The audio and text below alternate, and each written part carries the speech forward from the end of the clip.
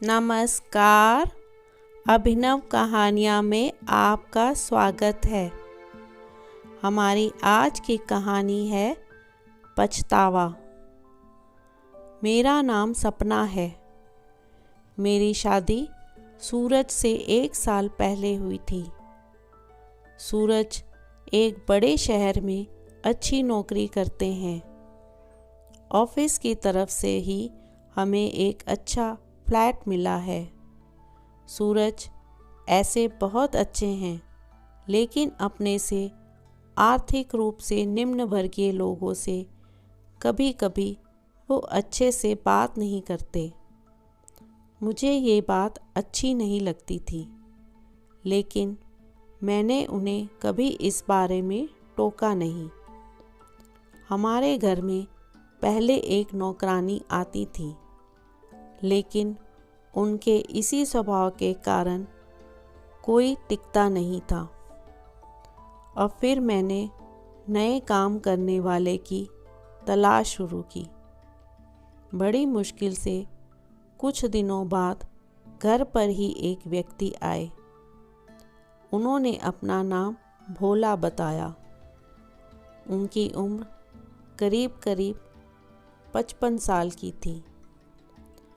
उन्हें कहीं से पता चला था कि यहाँ काम है, लेकिन वो ये नहीं बता पाए कि उन्हें किसने भेजा है। मैंने उनसे खाना बनाने के लिए पूछा कि क्या वे खाना बना लेंगे। उन्होंने कहा कि वे अच्छा खाना बनाना जानते हैं। शाम को भोला को मैंने सूरज से मिलवाया।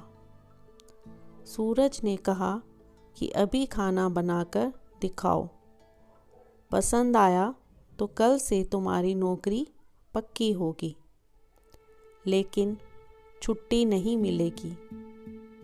भोला रसोई में जाकर खाना बनाने लगे।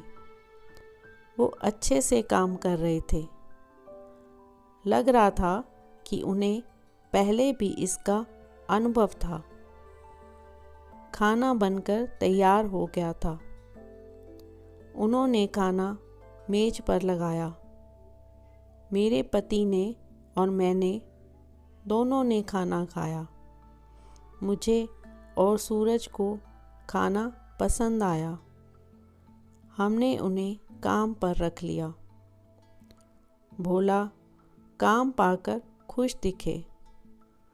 अगली सुबह से वो रोज घर आने लगे। ज़्यादा बातें वो करते नहीं थे, कम बोलते थे, सिर्फ अपना काम करते थे। मैंने उनसे उनका पहचान पत्र मंगवाया था। उन्होंने लाकर दे दिया था। करीब 5 दिन काम करने के बाद उन्होंने मुझसे एक दिन कहा कि मैडम, थोड़े पैसे एडवांस मिल जाते तो अच्छा होता, मुझे ज़रूरत है। मैंने उनकी बात सुनी, लेकिन उन्हें इतनी जल्दी पैसे देने से मना कर दिया।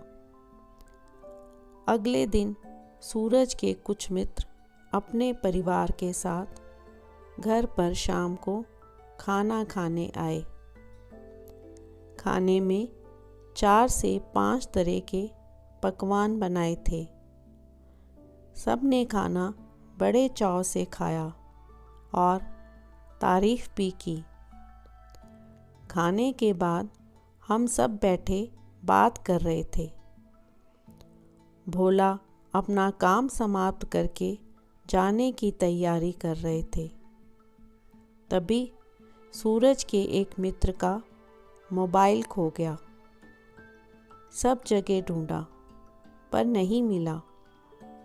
मोबाइल महंगा था, साथ ही उसमें ऑफिस के ज़रूरी नंबर और इमेज भी थी, इसलिए वो थोड़ा परेशान थे। कॉल लगाने पर फ़ोन भी नहीं लग रहा था। हम सब मिलकर मोबाइल ही ढूंढ रहे थे कि भोला रसोई में से आए और कहा कि मैडम, मैं चलता हूँ। आज उनके हाथ में एक छोटा सा थैला था।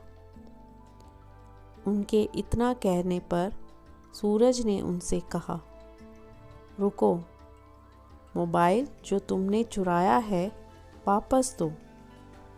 भोला ने जब ये सुना तो कहा, साहब, आप क्या बोल रहे हैं? चोरी? ये तो मैं सपने में भी सोच नहीं सकता। सूरज ने कहा, ठीक है, फिर तलाशी दो और चले जाना। थोड़े परेशान होकर भोला ने कहा, नहीं, मैंने जब चोरी नहीं की तो तलाशी क्यों दूं? सूरज जरा गुस्से से बोले, जब चोरी नहीं की तो तलाशी से क्यों डर रहे हो? इतना कहकर सूरज उनके पास गए और उनके हाथ में जो थैला था उसे छीन लिया और उसकी तलाशी ली। उसमें मोबाइल नहीं था बल्कि खाना था। सूरज बोले कि तुम खाना चोरी करके ले जा रहे थे। भोला की आंखों से अब आंसू बहने लगे। वो बोले, मैंने चोरी नहीं की, मैडम ने मुझे खाना खाने के लिए कहा था। ये मेरे हिस्से का खाना है, मेरे पोते के लिए। उसने बहुत दिन हो गए अच्छा खाना नहीं खाया। साहब, मेरा बेटा होता तो शायद मुझे आज ये दिन देखना नहीं पड़ता। मेरे बेटे की 4 साल पहले मृत्यु हो गई। घर में अब मैं ही हूँ, अकेला कमाने वाला। बड़ी मुश्किल से घर संभाल रहा हूँ। खाने के लिए अच्छा बना तो मैंने सोचा अपने पोते को खिला दूँगा और उसके चेहरे पर जो खुशी आएगी वो मैं देखना चाहता था। मैंने मैडम से एडवांस भी मांगा था घर के लिए। इतना बोलकर वो बिना खाना लिए ही रोते हुए चले गए। वो इतना कुछ झेल रहे थे, हमें इसका पता नहीं था। और आजकल की दुनिया ऐसी ही हो गई है। कुछ बुरा होने का हमें इतना डर है कि हमें अच्छाई भी दिखाई नहीं देती। इसमें हमारा भी कसूर नहीं है। उनके जाने के बाद मोबाइल का भी पता चल गया। पहली बार सूरज की आंखों में पछतावा देखा था। रात सूरज ठीक से सोए नहीं। सुबह मुझे पता था कि भोला फिर नहीं आएंगे, लेकिन थोड़ी देर बाद जब दरवाजे की घंटी बजी और मैंने दरवाज़ा खोला तो सामने भोला थे। चुपचाप वो अंदर आकर अपना काम करने लगे। सूरज ने भोला को देखा तो जैसे उनको कुछ शांति मिली। उन्होंने 10,000 रुपये उन्हें दिए और कहा कि कल रात के लिए उन्हें माफ़ कर दें।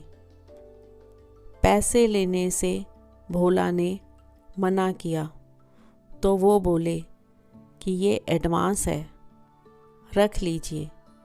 अच्छा लगा मुझे भी सूरज का ये बदला रूप देखकर। तो दोस्तों, आपको आज की कहानी कैसी लगी? लाइक और कमेंट करके ज़रूर बताएं और चैनल को सब्सक्राइब करना बिल्कुल ना भूलें। तो मिलते हैं एक नई कहानी के साथ। बहुत बहुत धन्यवाद।